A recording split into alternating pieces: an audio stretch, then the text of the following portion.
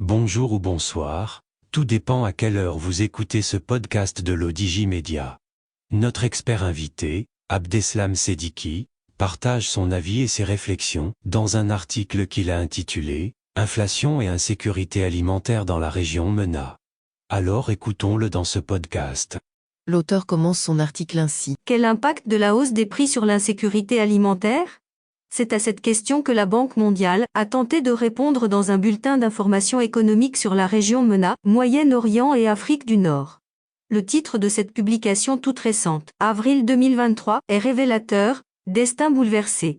La région étudiée n'est pas homogène et la situation n'est pas par conséquent la même dans tous les pays.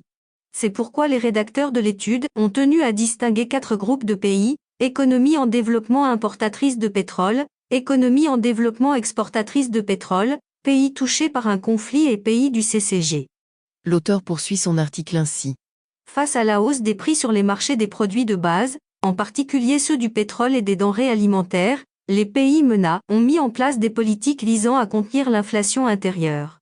Les mesures prises varient en fonction des pays: plafonnement des prix, augmentation des subventions, transfert monétaire direct, subvention des importations tout en assouplissant les procédures. Malgré cela, l'inflation alimentaire dans la plupart des économies de la région a augmenté depuis la guerre en Ukraine, et elle était même beaucoup plus élevée que l'inflation globale. Les hausses des prix des produits alimentaires ont contribué au moins pour moitié à l'inflation globale. En outre, les ménages les plus pauvres et les plus vulnérables ont connu des niveaux d'inflation plus élevés que les ménages plus riches. C'est là une conséquence directe des taux élevés d'inflation alimentaire et de la place démesurée qu'occupent les produits alimentaires dans les dépenses des ménages pauvres. Le différentiel du taux d'inflation est de 2 points entre le quintile le plus pauvre et le quintile le plus riche de la population.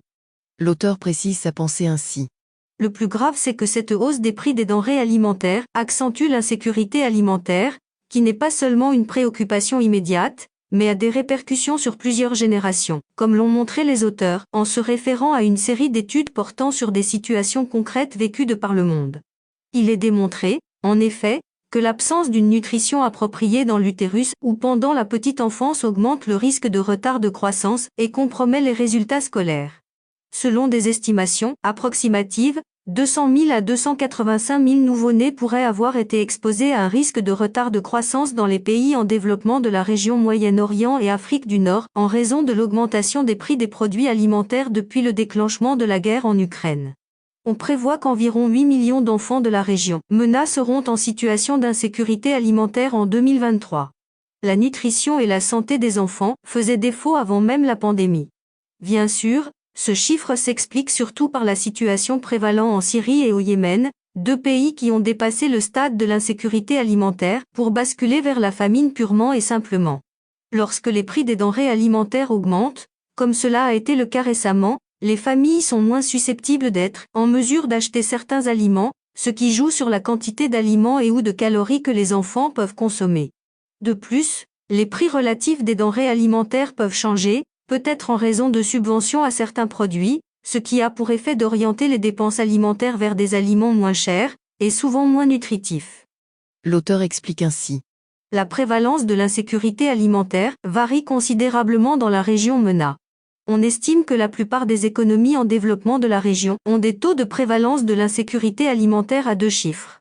Certes, la prévalence est à un chiffre en Égypte, 6,4%, en Iran, 7,7% et au Maroc, 6,4%, mais les taux de ces pays correspondent respectivement à 6,9 millions, 6,7 millions et 2,4 millions de personnes en situation d'insécurité alimentaire grave.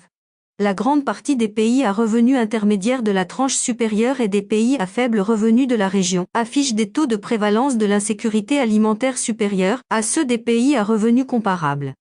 Quant aux pays à revenus intermédiaires de la tranche inférieure de la région, ils obtiennent des résultats légèrement meilleurs que ceux des autres pays comparables. Dans l'échantillon des économies à faible revenu, la prévalence de l'insécurité alimentaire grave est extrêmement élevée, 50,8% en Syrie et 99% au Yémen, 2 États fragiles et en proie à des conflits. L'insécurité alimentaire s'est aggravée dans la région MENA. Elle est passée d'environ 11,8% en 2006 à 17,6%, selon les prévisions pour 2023. En dehors de la région, Seules l'Asie du Sud et l'Afrique subsaharienne ont enregistré une hausse de l'insécurité alimentaire au cours de la même période. Précisons qu'un ménage est classé en situation d'insécurité alimentaire grave lorsqu'au moins l'un de ses membres adultes a déclaré, au cours des 12 derniers mois, avoir été contraint de réduire la quantité de nourriture consommée, avoir sauté des repas, avoir souffert de la faim ou n'avoir rien mangé pendant toute une journée par manque d'argent ou d'autres ressources.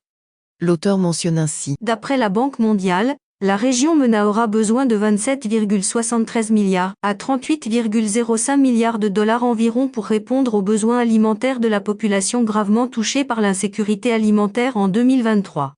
Ce montant devrait se situer entre 25,1 milliards et 50,6 milliards de dollars en 2027. Le Yémen est le pays dont les besoins sont les plus importants, entre 11,82 milliards et 16,01 milliards de dollars en 2023, et entre 11 milliards et 22 milliards de dollars en 2027. Selon les prévisions, la Syrie aurait besoin de 3,67 milliards à 5,04 milliards de dollars en 2023, puis de 3,6 milliards à 6,7 milliards de dollars en 2027. Ces estimations ne tiennent pas compte des tremblements de terre de 2023. Les besoins seront donc sans doute plus importants.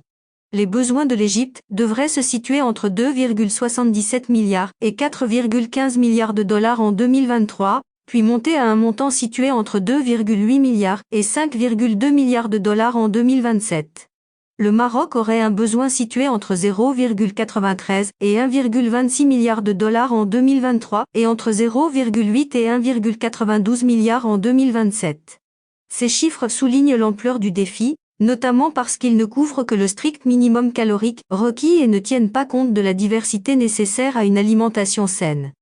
L'auteur conclut son article ainsi. Il reste à préciser que cette étude, qui a mobilisé une dizaine de chercheurs et d'experts, est restée indigente en matière de propositions pour faire face à l'insécurité alimentaire et juguler l'inflation. Outre la question de transfert en espèces et en nature, l'étude s'est arrêtée sur les politiques d'égalité entre les sexes et garde d'enfants, la qualité des soins médicaux, l'amélioration de l'offre des produits alimentaires. Dans l'ensemble, l'étude s'est limitée aux questions techniques sans aborder les problématiques de fond telles que la concentration des richesses, la question de la gouvernance. Une chose est sûre, la pauvreté n'est pas une fatalité.